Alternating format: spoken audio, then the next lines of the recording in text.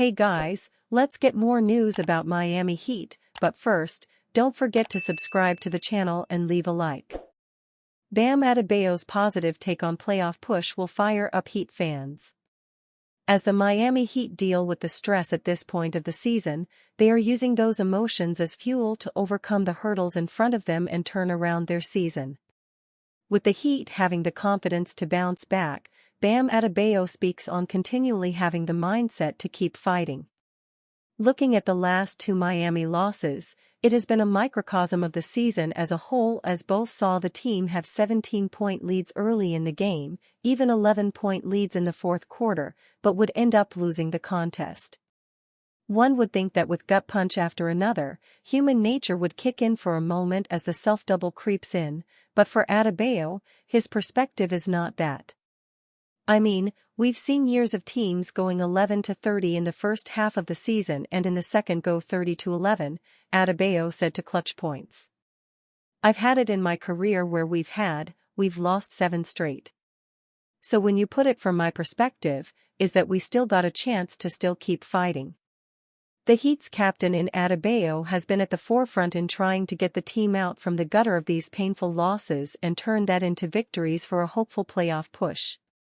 When speaking after Monday's brutal defeat to the Charlotte Hornets, Adebayo has not lost his hope and believes there's still time for a resurgence. We can't just cough up this season, Adebayo said. It's next game mentality and you never know. You win one and then you don't know how long that streak will last.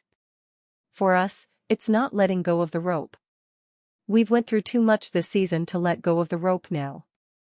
As Heat head coach Spoelstra admitted the team had regressed during last Saturday's loss to the Chicago Bulls, he remains confident in his team to turn the page and play up to their standard. He would say that Tuesday's practice was a good step in the right direction. I mean, that's the thing about this group, we just continue to forge ahead, and it's good to have our group here together, Spoelstra said. Just feel the spirit of everybody, and also get to work. I mean, there's things that we constantly have to try to improve. This was one of the first few sessions we've actually had with everybody, except for Terry. And these moments are important to get on the same page. With the Bulls and Hornets closer to the bottom of the standings, the next handful of games for Miami is against tough opponents like Wednesday versus the Los Angeles Clippers and Friday against the Boston Celtics. When asked if he believes the roster can compete with those type of opponents, Spoelstra had no hesitancy to say they do. I do.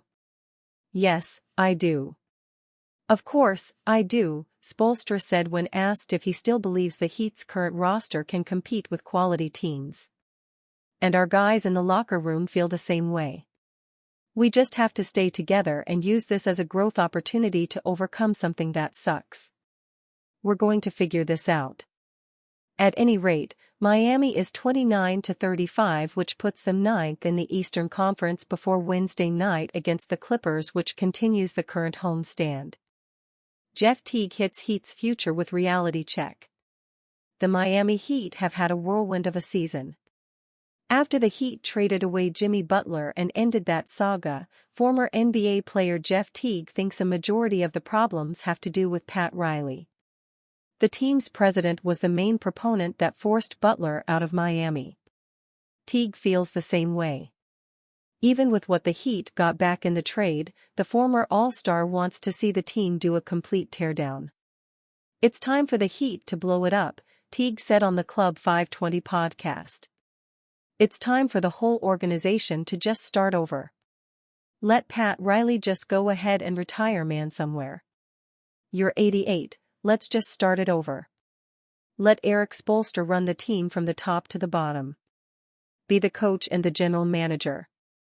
Just let him do it, just start over, bro. Teague thinks after trading Butler, this would be the time for Riley to retire. He also mentioned that the Heat should let Spoelstra take over Riley's role in the front office as well as continue his coaching duties. The Heat are under .500 at 29-35, sitting in 9th place in the East. They would participate in the play-in tournament, but that isn't what the organization is accustomed to. While the Heat has some formidable pieces around them, the mediocrity isn't appealing to Teague. After all, Butler was the key guy that helped them reach the NBA Finals twice, 2020, 2023. Now that Butler is gone, who do they have to fall back on? Tyler Herro made his first All-Star appearance this season, and Bam Adebayo is a three-time All-Star, 2020, 2023, 2024. Having two All-Star level players should mean they could contend. Despite that though, Teague thinks they need to just rebuild and start over. They're going to be like this every year, they don't have anybody who moves the needle, Teague said. Tyler Herro had a good year. Bam, he does the same ***T every year. He's a good defensive player, they don't have anybody that moves the needle. Jimmy was their guy, they let Jimmy go. We're going to always get 20, but he isn't going to move the needle. While Adebayo and Herro have proven to be leaders on the Heat, Teague says that they aren't doing enough to impact winning. It's only a small sample size without Butler, but time will tell if a rebuild is on the way. Spoelstra has never undergone a legitimate rebuild, so this could be a first for many in the organization if it happens.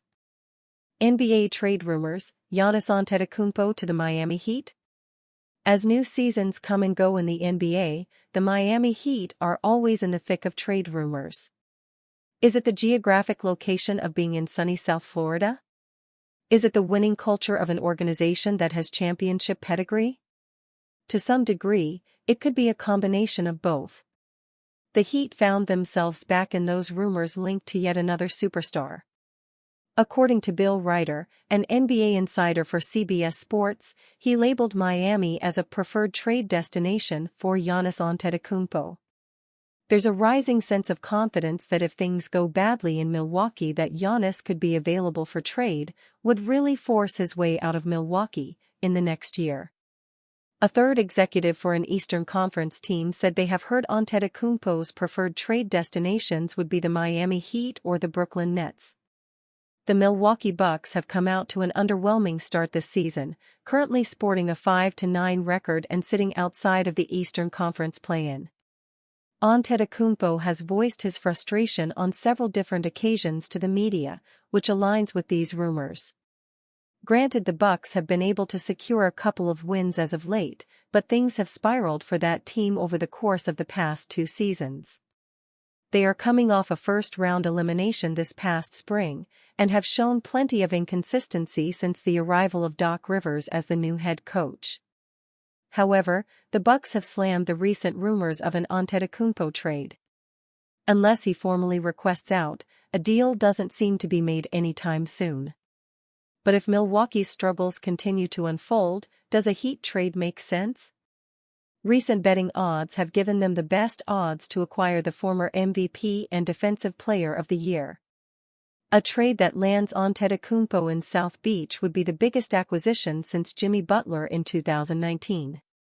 As beautiful as it sounds, there are clear financial hurdles in the way between the two teams. The Heat are just under the second apron, as the Bucks are over the second apron. That limits Milwaukee substantially in trade talks, as they can't receive more salary than they send out. They also wouldn't be able to aggregate another player into any deal, so sending someone like Bobby Portis as a salary filler wouldn't work. Miami is looking at financial restrictions of their own, as they are limited on assets that can match Antetokounmpo's salary. Depending on who the Heat would gamble to bring in a top 5 player like this, a multi-team deal would be the most realistic route. Even so, bigger deals like that are always much easier said than done. The on-court fit would also be questionable in pairing Bam Adebayo with the Bucks star due to the lack of outside shooting and spacing. Jimmy Butler's age would pose as a shaky long-term duo alongside Antetokounmpo, although a 1-2-year title window could make it worth it for all parties involved. Anything could happen from now until this year's NBA trade deadline. But as presently constructed, any sort of deal here seems like a pipe dream. And you, fan? What do you think about Antetokounmpo's situation? Write to us in the comments.